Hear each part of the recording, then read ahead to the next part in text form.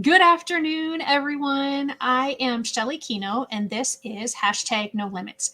Hashtag No Limits is about people who society has placed limits upon, but who have busted through those limits. Ophelia says in Hamlet, "We know who we are, but not who we will be." And I believe that to be 100% true. And I believe that there is no better example of that than the caterpillar turning into the butterfly. The caterpillar literally dissolves into its cells and then it reforms into the butterfly. In the cocoon, then, it has to struggle to fight to get out of that in order for its wings to be strong enough to fly.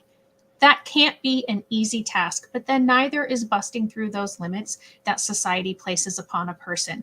And today, I have a newly published best-selling author. I just got to tell her about the fact that she was a best-selling author. She didn't even claim it yet. Her book has been out for a week today, right? It released on April 5th. Yep, a week today. Yes. So my guest today is Kate Swenson, and we will get to her in just one more second. I just want to remind anyone, if you are watching us live, to give us a hashtag live and tell us where you're watching from. If you're watching in the replay, to give us a hashtag replay. If you have any questions or comments, please put them into the chat and I will be able to share them with Kate. And I think that's all the business stuff. So Kate, welcome and thank you for joining me today.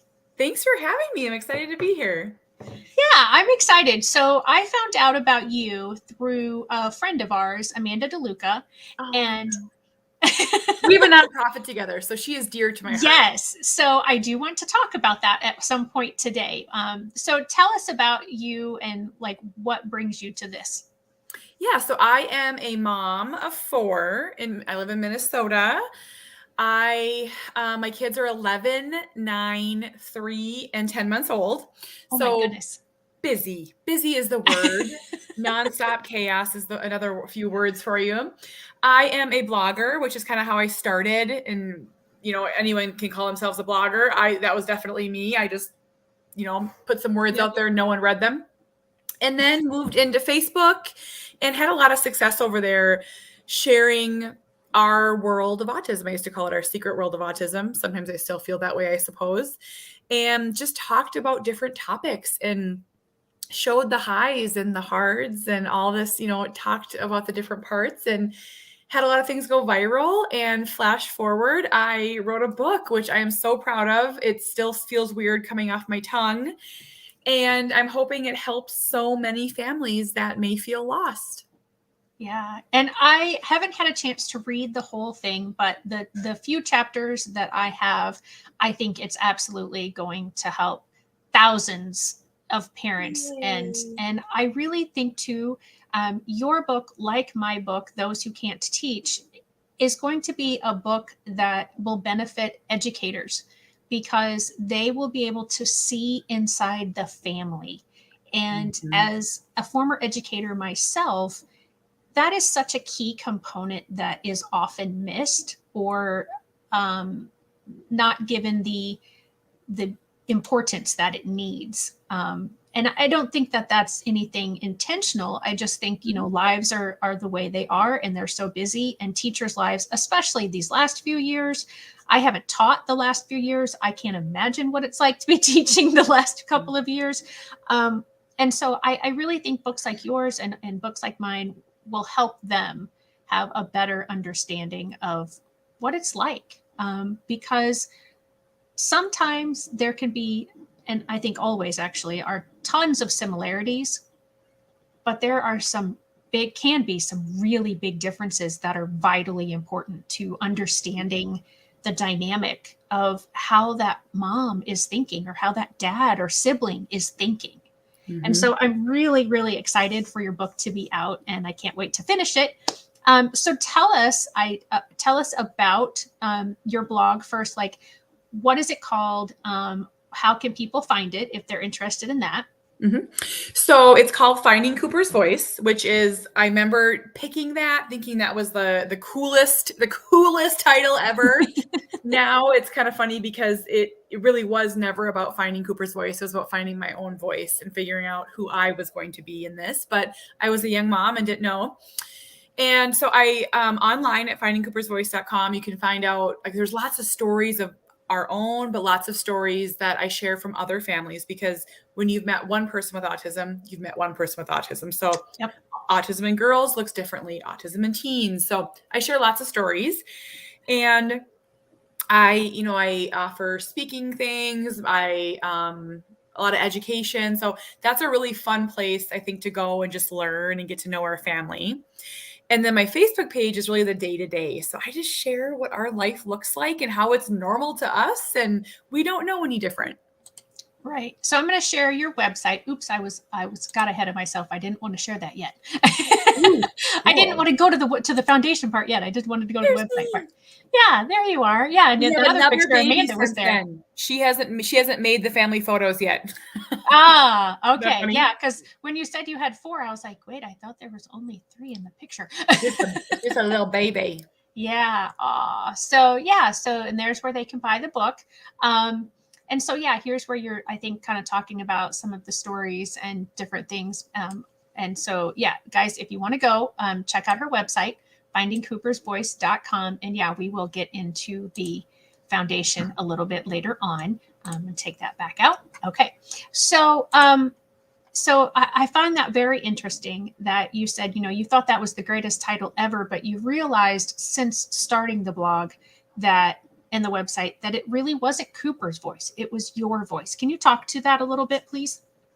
Yeah. So, I mean, when I think about what was the most confusing for me in the beginning, it was that Cooper was nonverbal or non-speaking, however you want to say. I mean, autism, I was like, okay. But I was like, you mean he might never talk to me? I mean, that just really baffled me. It was really, really confusing. And I really thought the end journey, the final thing was we're going to get him talking. That's what our goal is.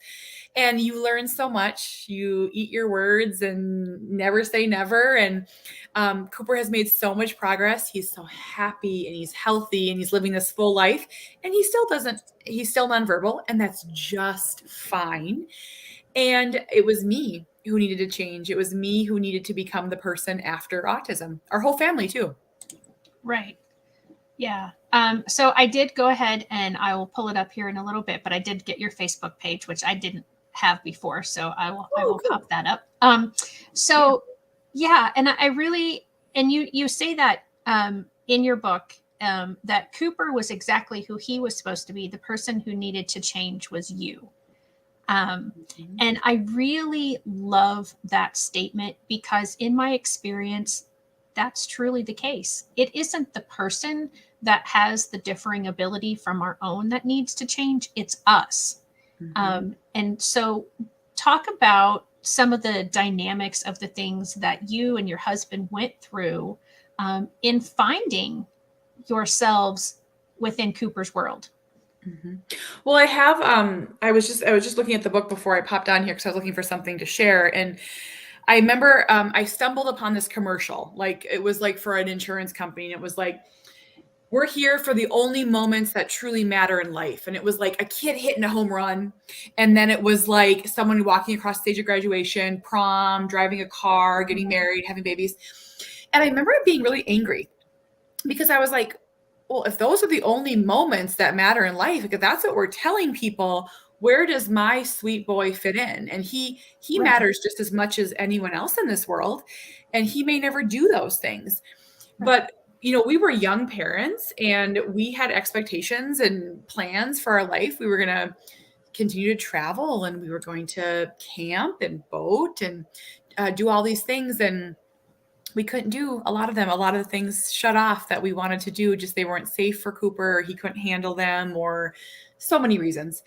And it was a lot of stress on our family for a lot of years. We still have it a little bit. Like I don't sugarcoat things. It's, we still split up a lot and take turns, but we're definitely figuring it out.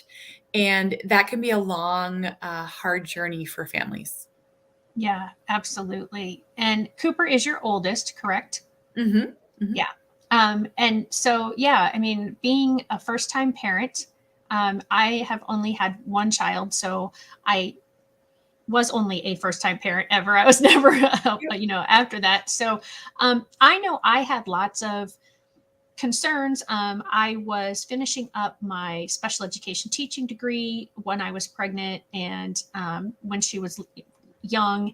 And so there were lots of questions that I had. And she ended up that she had a very minor speech delay. And she overcame that eventually and now never shuts up, and she's 22. So if she's watching, sorry, you know that I think that about you, but love mom. Yeah, love you, love mom. But yeah, and so and I don't want you to, I know some of these things are in the book, so I don't want you to tell what is everything in your book, but if you can kind of speak to like what sort of things, you just talked about that, you were planning on doing all these things after you got married and you had kids, and some of those things didn't work out. So like, what sort of feelings did you have? What sort of was the moment, or maybe there wasn't a moment where you were like, oh, this child is not the same as this child? Mm-hmm. Yeah, I mean, definitely. So Cooper, everyone's story is different, but Cooper was absolutely born autistic from the second I looked down at him. I didn't know the word yet. I wasn't in my language, but right away I could tell that he was a little bit confused about what to do with this world. Like he was like, eating was hard and sleeping was hard and relaxing as a newborn. I mean, my most recent baby, for the first 2 weeks, she slept 23 hours a day. I mean, she was like, just oh my gosh. Yeah, out to the world. And all those things were hard for Cooper. But I was a first time mom, so I was Right. met with a lot of like opposition, like, calm down, he's just a colicky baby, calm down. And I remember calling my mom being like, he doesn't sleep, and she's like, yes he does. And I was like, no he doesn't. And he doesn't. But it really started coming out when I started joining in like other mommy and me groups and play groups and those sort of things. And you can line up kids in a row that are all the same age, and one isn't like the other. And the differences are quiet at first because our kids are little and little meatballs, but then as they get bigger, they're not so secretive anymore, and it's very obvious. And for me, it was just such an evolution because I was saying we needed help, but no one was helping us. And we just lived in this in-between space. Is he autistic or is he not, for so long? Right. Yeah. Mm-hmm. And that's very interesting that you talk about, that you were asking for help. You felt it in your mom gut that there was something. Yep. And you were asking for that help. And yet there, you as the parent he is your whole world. Yes. Every one of your children are your whole world. And when we go into the schools, when we go into the medical professionals, they have thousands maybe of other people's children. And so they don't put the important, no, I don't want to say the importance, the urgency. Right. That we do as parents for our own individual children. And I think we need to be that way as the parents. And so when you were going through that, like, what would you say to a parent right now who could be watching and is like, I just think whatever, but yet nobody agrees with me? Keep pushing, keep speaking up, be the squeaky wheel. I just talked to a mom about this morning. I was like, a teacher or a therapist may have 50 or 100 kids that they're responsible for who are all equally important to them. So be polite, be kind, but definitely be the squeaky wheel and keep bringing things up. I went to my doctor dozens of times and I was met with late bloomer, he's a boy, relax, late talker. I just took it in my own hands and I made the appointment to be evaluated for autism myself, which was hard. It was a hard step to take. Yeah. Good thing I did it. But, and you have to also remember too, that doctors and teachers and therapists may not be seeing what you're seeing. You're with your kids 24 hours a day. They may be with them an hour or 4 hours or whatever. So keep pushing. And here's the thing, you could be wrong and that's just fine too, but you'll never regret trying to get help if it's needed. Right. Yeah. And I I totally agree with that. And I hope that as a former teacher that I listened to the parents of my students. I think I did. I know I had great rapport with all of the students' parents, but yeah, I mean, it is difficult. And as an education consultant now, I try to help parents understand from the school side of things that when you as a parent come in and say to us, well, do this, do this, do this, do this, it's like if somebody comes to you in your parenting and says, do this, do this, do this, do this. It's not comfortable. No. You don't like it. You don't necessarily want to hear that advice. Yeah. But sometimes we still need to listen to those other voices. And I think as educators, we have to be very careful that we don't shut parents out completely and never take their suggestions. And as parents, I think we need to be more empathetic in our approach, maybe, because I think the approach probably has a lot to do with how that suggestion is received. Has that been your experience at all? Oh, yes. Kindness is yes, yes, yes, yes. I had a teacher say to me, so Cooper did a 3K and 4K autism program. A lovely teacher. She's in my book. She's just a wonderful teacher and was so kind to us. And I remember her saying to me, I think, and she said this, I think teachers should get some sort of grief counseling or coaching on how to tell a parent that they think that they're seeing something. And because she's like, it's so hard. She's like, we're met with anger, we're met with emotion, and we don't get any training on how to do that. And I can imagine that that's very hard. Yeah, that's an excellent point because, a lot of times, like in your situation, I think, you were the advocate and it was known to you before getting into the school system. But yes, there are those opposite situations where the school recognizes something and the parent doesn't. And so having those difficult conversations, but even in your situation where you knew going into the situation that, going into the school environment that Cooper might need things to be done differently than somebody else. Does he have an IEP, an individualized education program? Oh, yes, absolutely. Cooper's in a level 3 federal setting at our school district. So he's in a class with 5 other kiddos on the spectrum. Yes, definitely has an IEP. And he works a lot he is learning like some sight words and math and that sort of thing and doing very well. But he also works on other things like just sitting and listening and being involved and some of those other things that aren't necessarily educationally focused, but just as important for him. Right. So when you go to those IEP meetings, and again, you came into the school environment knowing that he would need things differently. And you've said you had a good team. So I hope that this is a positive answer that you'll give. But how have you felt when you've been in those meetings? So I will tell you, like in the book, so we actually left kindergarten. We had a really hard, awful experience in kindergarten. It wasn't the right setting for him. And no one would just say that. So they were trying to make a square peg fit into a round hole. And I felt really alone and isolated. This was years ago. I was just like, where do I turn? What do I do? And taking that step off the path of typical education is really hard. I mean, it's like lonely and school districts are big and scary and it's hard. Right. And we did private therapies for years and then things all changed in COVID. And I said, originally we would never go back to the school district. Well, parenting has a way of making you eat your words. And we went back to 4th grade and it was the best thing ever. We have the best teacher. And I feel our IEP meetings now are phenomenal because our teacher loves Cooper and she shares all these positives and progress. And then at the end, I'll be like, well, it can't all be good. And she's like, oh yeah, we have some of these things. And it's been such a shift from kindergarten, where in kindergarten, it was everything he couldn't do and how bad he was and how naughty he was. And so we have a great experience. And I think everyone should strive for that. Yes, absolutely. And I'm so thankful to hear that because it is not the norm. Even when I have had parents tell me that they do have a good team, they still talk about the fact that, and I'm happy to hear that you were the one to say, well, okay, can't all be good. There have to be some, Yeah. Oh, you know, we're not here for no reason, you know.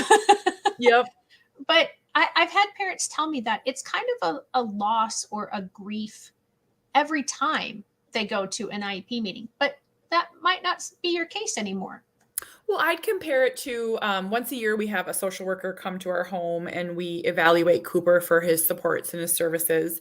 And it's what it essentially is. It's an hour long of listing all the things he cannot do and all of Right. his struggles and all of his hardest days, which IEPs can be similar to that. And I always chuckle when I think, we would never do that to a neurotypical child. We'd never go to a conference and list 40 things they can't do. We would never do that. So it's definitely different. And when I do my speaking about working with teachers and IEPs, it's let's remember that Cooper is a child and it's not clinical. I feel like so often when we get into the IEP world, it's very black and white and data driven. And I want to remember that he's a little boy too. So I think our teacher and I work really well together like that.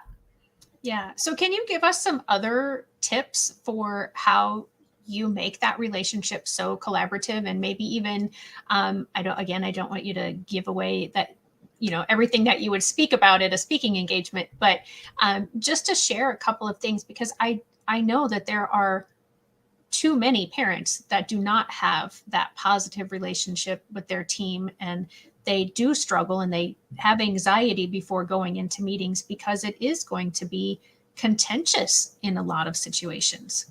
Yeah. So the best thing that we do is we have a communication log that goes back and forth every single day. And you can put that in your IEP. And we do that for a few reasons. It's not like he went to the bathroom and had chicken nuggets for lunch. It's like today we celebrated Abby's birthday. So when Cooper's home, I can say, did you have a birthday party today? And he's like, yeah. And then it goes the other way too. So I want her and his peers to be able to bring up things that happen. Like, did you go to the zoo this weekend? So that communication log has been like just vital to our success. The other thing is, and my mind just went blank, and this is what happens when you have 4 kids.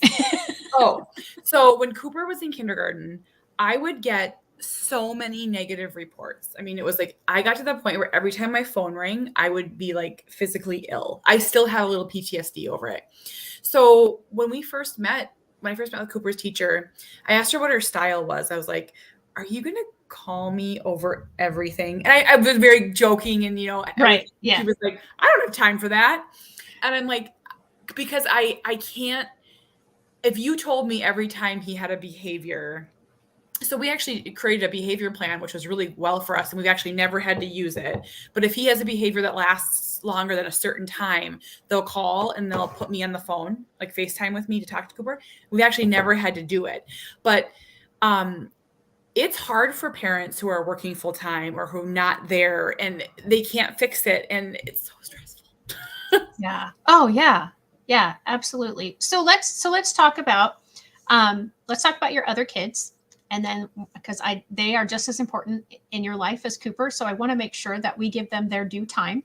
Yeah. So just give us a little bit of, you told us their ages earlier, but like kind of, just give us the mom summary of each of your other 3 children. Yep. Sawyer is 11. Sawyer's 9. And he is your typical rough and tough hockey player, baseball player, always wants to be going run kid. Definitely has a lot of big feelings. He's a sensitive little guy in the sense that, and I think that he's going to be an amazing advocate. I really, really, truly do. I see him just growing up fiercely protecting his siblings, which is something I think that, he's learned from seeing. So that's so great. Yeah. Our 3-year-old is wild and feral. I mean, that is the best definition for him. He's incredibly smart, definitely going to be a creative type, and going to scare me a lot when he is a teenager. And yeah, he's wild and fun, but so fun. And then our baby girl is lovely. She's just after having 3 boys, and she's definitely different, and she's very dainty and sweet. And it's been really fun to have that side of it too, because I thought we were going to have 3 boys. So it's been a Right. blessing. And again, I have not made it all the way through your book. And so I apologize if any of my questions are things that you share about in the book, because I truly am not trying to get you to share all the stuff from the book. But Yeah. So your pregnancy with Cooper was normal, right? I mean, there were no, because I do remember you talking about that either in the introduction or in the first chapter, that, once you have a child with a special need, you forever tell the birth story. And, because you do, every time you have an evaluation or a reevaluation, it's what was the birth like? What was the pregnancy like? When were the milestones reached? Da, da, da, da. And so, if I recall, all of that was typical with Cooper. It was just when he was born, right? Yep. So very typical pregnancy. Yep. Nothing, no concerns. And my joke about that is, once you have a child with special needs, you have to tell your birth story to like every stranger on the street, because it's like, actually my younger son was just evaluated for some reading help, and the forum was like, talk about your child's birth. And I was like, no. It just felt so funny, but I was prepared for it because Cooper, I've done it for Cooper. But he did have a tough delivery. So he wasn't breathing, and it was kind of hard to get him out. He was a big boy. Came to right away though. And, but that does matter. And you will get asked a lot about that. And your modesty, it's like, let's just tell the story. Okay. Right. Yeah, exactly. And so when you found out when you were pregnant with your second one, and that's basically as far as I've gotten into the book. I just read that part. And you were scared. But you were not scared because you were thinking that there might be something different about this second baby. What were you scared of? Yep. So Cooper was not diagnosed, and we just at that time thought he was a challenging little boy. So I was not in any way afraid of autism or afraid of anything like that. I was afraid of being enough for my 2 children. I worked full time and I loved my career. I was a project manager, and I had a very busy job. And that's how I really identified myself. But I was starting to have to miss work all the time for evaluations, and he was getting kicked out of daycare, and daycare is hard when you have a child with special needs, and all these different things. And I spent a lot of my day like making phone calls and advocating, and, so I was like, I can't fit another little human in here. I don't know how to do that. So I was very afraid. Yeah. And if you don't mind, so first I just want to go over this comment from Robin. Robin's actually been a guest before. She's a speech language pathologist, and she says, wow, I've read her blog and watched videos of her son for years. She's so well respected in the community of autism for family members and therapists. Aww. And she's going to watch this tonight. So cute baby. Yeah. So talk about that. That's not been something that I've really talked about with any of my guests too much, is finding daycare for a child with special needs. Can you talk to that a little bit? Oh, it's very, very challenging. I did an interview the other night with a daycare provider who's a friend of mine, and she was talking about how often they're the first ones that see signs of autism in children. And we had Cooper, and he never slept. So that was hard. That's hard on daycares, because I think so often, I mean, like, I always give daycare professionals, I'm like, you guys are awesome. You get all your kids on a schedule, you get them sleeping, you get them fed. Well, Cooper has never followed any schedule. I mean, sometimes he's up at 3 a.m. Sometimes he's in bed at 4 p.m. You never know, from birth. So we had a really hard time. And eventually after age 3, no one would take him anymore. He just, he couldn't do it. He just couldn't do it. He needed 1-to-1. So thankfully we were able to get a 3K program and then another autism program to line up. So we were able to keep working, and it went like that till he was 5. Okay. Do you mind explaining what 3K is? Because that's not a term that I'm familiar with in Southern Illinois. Oh yeah. So we have, our schools in Minnesota, we have, preschool and then so it's a 4K program and a 3K program. And if your child has special needs and they qualify, they get to go. So Cooper actually started in the school district at age 3. Oh, okay. So it's just what we would call like preschool, or maybe even early intervention here. So it's just the K was throwing me off. Oh, yeah. So, okay. Thank you for explaining that. And so sorry, I kind of skipped ahead. I had asked you the question about the births of are the pregnancies of all your other children. And then you gave your second one. And then I didn't ask you about the third and fourth pregnancies that you had. Were you anxious in those pregnancies as well? Or was there, what was the feeling like then? Yeah, so my husband and I, we definitely went through lots of discussions about having a third baby, just because Cooper's needs were so significant, and there were lots of feelings that went into that. We wanted a baby very much, and we'd love whatever baby we got, and undoubtedly, but if we had another child with special needs, would we be able to give the attention to three? What pressure would that put on our neurotypical son? We went through every angle. We just Right. talked it to death, and then eventually we just went for it, and we had two more children, and obviously the best thing ever. So people ask me all the time, it's probably the most common question I get, should we have more children? And I'm always like, I love babies. That's my answer. Well, and I think that's interesting. And that just brings up the point that when you have a child with a special need, it changes how you look at the whole world. Yeah. Yep. Every aspect, job, career, marriage, relationships, all of it. Yep. Yeah, because you now have to consider things differently than, like I said, it's not that we didn't want more children, we just were never able to make it happen. And but I never thought about, well, if the second one comes along, what's that going to be like? It was just, oh, let's have a second one. Yep. And that was as like much thought as we put into it. And so I want people to understand, that's one of the reasons for this show, is for people to have a better understanding of what life is like and how it is very rewarding. It has challenges, but it is very rewarding. And to understand and to appreciate the differences between families, but also, again, to appreciate those similarities.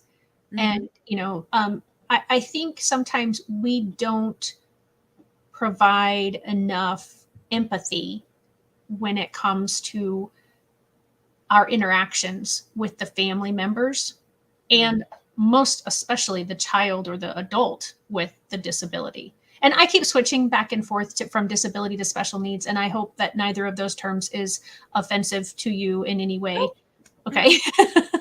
I know that there's some conversation in the community of what is the good term or a not good term, and I've heard them all, so just trying to be respectful in all areas.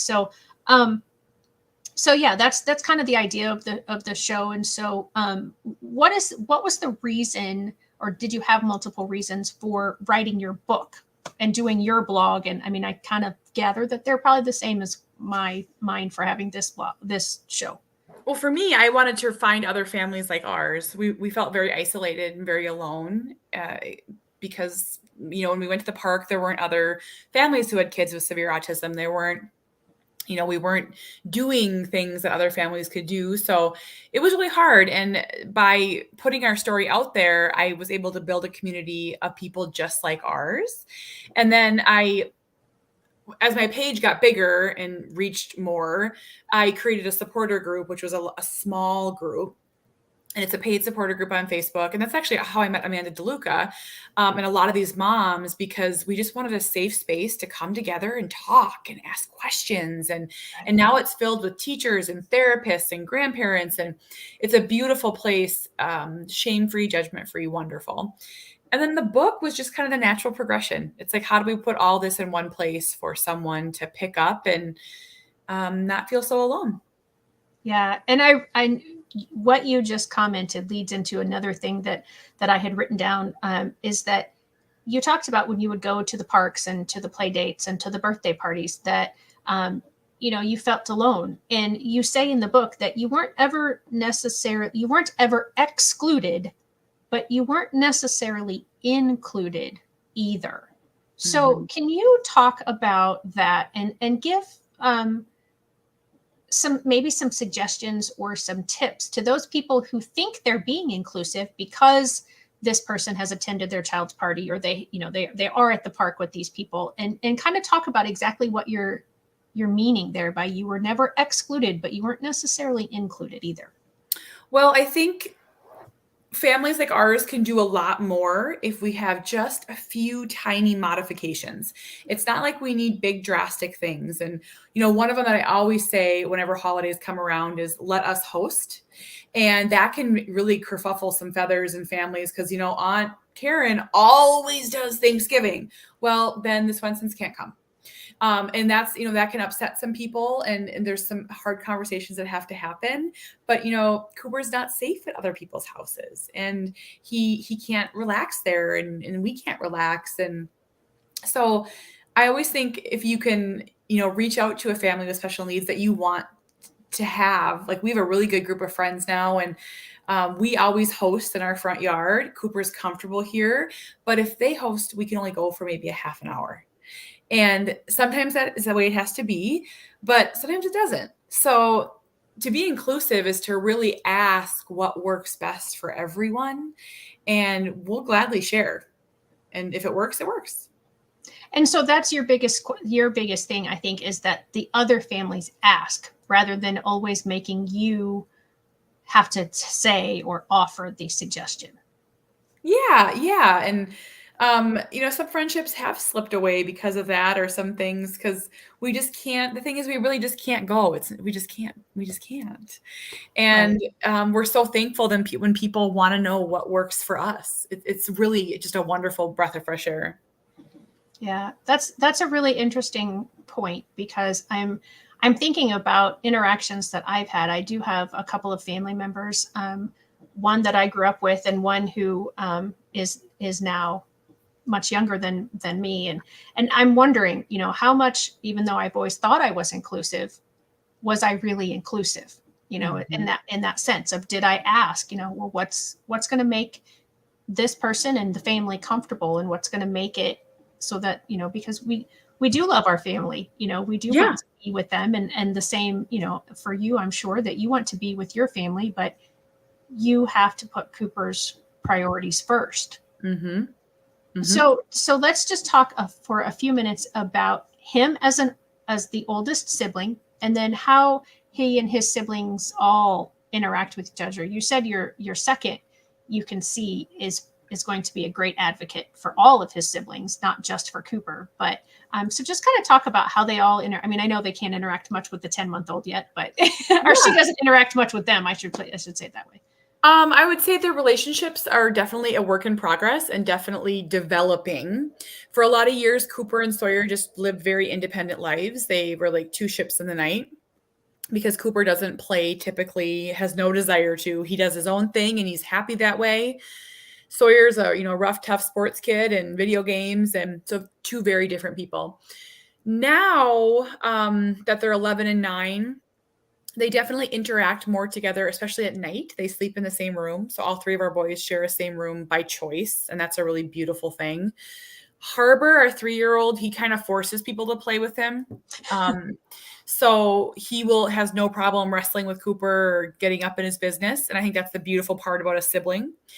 And the baby is very much crawling all over him. And he's so funny. He's like, help. And I'm like, I'm coming. She's like on his head.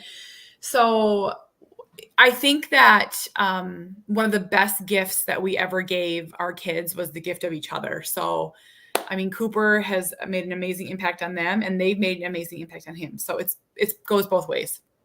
Awesome. And so you just did some sign language there. And so is Cooper verbal? Is he paraverbal? It doesn't sound like he's nonverbal, because he sounds like he has some words. He's nonverbal on paper. So like if his diagnosis is still nonverbal, but he has like 20 or so words. I'm not sure if anyone else would understand them, but he has 20 or so words. He uses a speech device. He is very conversational with gestures and sounds, very animated, and not hard to understand, if that makes sense. He can definitely get his point across. So, which is great. That's awesome. So did you say he has a communication device? Yeah. And how much of an ordeal is that for you to, or was that for you to get through the school system or through your insurance, and talk about if how everybody is trained, because I presume he uses it at school. Yep. So we worked with a company called Talk to Me Technologies, which is fantastic. They're out of Iowa and they helped us get it. So they worked with our insurance company and Medicaid because it can be quite the battle to get a device, and modeled it with him, worked with our speech therapist, and he got it when he was 4. And I wouldn't say that he was really very interested in it till he was probably closer to 6. But we just really dove into it, where if we knew he wanted chicken nuggets, we had him press, I want chicken nuggets. We made it very purposeful. And it opened up a lot for him because he could tell us that he wanted a red sheet of paper or that his head hurt. Or so it was a great, I am pro speech device assistive technology, pro. Don't think it's going to limit your child. It's only going to open up more doors. Yeah, I'm so glad you said that, because I have worked with families before that I have tried to help them understand how they are actually limiting their child by not allowing some sort of a communication device into their life, because it does. I mean, I think our kiddos have, and our adults too, have so much to say, but it just is, they need to have the right way for them to get it out. And Absolutely. communication devices absolutely can do that. So I don't want to leave you, let you out of here without talking about your foundation. Okay. And I accidentally closed that tab out, so I apologize for that. So let's talk about the More Than project. Yeah. So my friend Amanda and DeLuca and I launched it, probably about a year ago. We, well, I'll speak for myself. You know, when you live in the world of social media, it can get kind of, there's positives and there's negatives. And I really wanted to have a passion project where we just give back. That's what I wanted. I wanted to do good work. So we started off with More Than a Caregiver, where we recognize that these moms, they're giving so much of themselves, so selfless. And caregiving is different than parenting. And it can be hard to focus on their mental health. It can be hard to get counseling. So we have worked to offer free mental health counseling to caregivers. Then we moved to More Than a Sibling, because I have a big, big tender heart or spot in my heart for siblings and how their lives differ, good and positive, and sometimes harder. So we give sibling scholarships where they can do something just for them, like go to Disney or, something like that.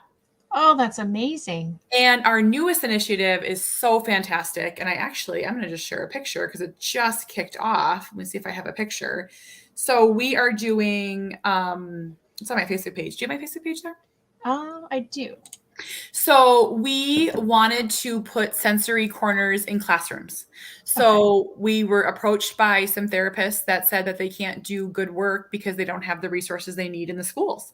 So we are like, well, how do we raise money? We got to raise money. So we found a company called The Spotlight. If you scroll down, found the Spotlight Project. And it is a woman right there. Yep, right there. And she gives employment to adults with intellectual disabilities and developmental disabilities. And that's real gainful employment. It's good work. They're working hard.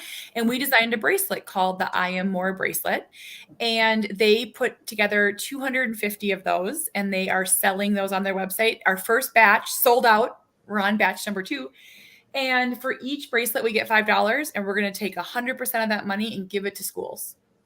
Oh, and those are beautiful bracelets. Are they all the same color? Yep. So that's one design for us. And if you scroll down a little bit more, because there's just a really cool picture that I'll keep scrolling. I'll tell you when to stop. We were live last night. And right there, if you click on that one, you can see the young man on the whiteboard. Like, this is them actually doing their job and like learning how to do it. And it is just amazing that that this is out in the world. And I hope Cooper has this when he's 18. Yeah, this is absolutely fabulous. I may have to reach out to this organization and see if they would like to come on sometime, because this is absolutely busting through those limits. Yeah. And I can do a connect. I can connect you to Rachel. And so we sold out 250. Now we ordered another 250, and we just. But then the second part of it's so fun too, because we're going to go in these classrooms and we're going to put sensory corners in. And it's like, we're going to help these kids. So it's a full circle of Yeah, that is so incredible. I was looking to see if there was something about it on here, but not something specific to the sensory rooms, right? No, not yet. Nope. Okay. Just wanted to make sure that I wasn't missing it. That is incredible. And I am so excited to hear about that sort of thing, because that's definitely more of what our world needs. And I'm sure that you know that the unemployment rate amongst people with disabilities is 2 or 3 times higher than the other unemployment rate. And so, that's, and to, sensory rooms and everything that you're doing with your foundation is absolutely incredible. So that's amazing. I'm so glad that we had opportunity to talk about that, because I think that will be great. And hopefully, some of my viewers might even be able to, I plan on purchasing some of those bracelets and sending them out as gifts to my guests, because I've always wondered, what can I do for my guests that, I take your time, however long, and yet I want to say thank you in a way that is meaningful. So this is absolutely very meaningful and something that I could most definitely get behind and support 100%. So Kate, I don't want to I would love to keep you longer, but I know you have, 4 children and all and a new released book and a million other things that you're doing. So, but before I let you go, I just want to give you one opportunity.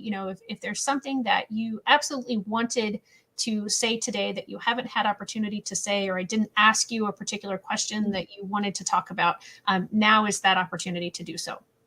Yeah, I would just say that, I think this book is, really for anybody. It's a lifeline for families. But I also think if you are working with people with disabilities, if you are interacting, this can really just give you a glimpse into life. And it's not a clinical book. It's not a diagnosis book. It's a very easy read. And I think this is how we move the needle from awareness to acceptance, is by reading these stories. So I'd be so honored if you grabbed a copy of it. Yeah, absolutely. And like I said, I have my copy. I just haven't had an opportunity to get through it all the way. And I so appreciate you being here today. Once again, I will pop up your website. So if anybody wants to check out your website, it is findingcoopersvoice.com. And then here is the Facebook page, facebook.com/Finding Cooper's Voice. Thank you. And they can purchase the book through your website, but they can also purchase it. Amazon. Okay. Yeah. It's out there everywhere, right? Yep. Awesome. So again, thank you so much for being here. Thank you to my audience members who participated. Robin, thank you for your comment. And I so hope that you all have a wonderful week and happy Easter. And we will see you next week.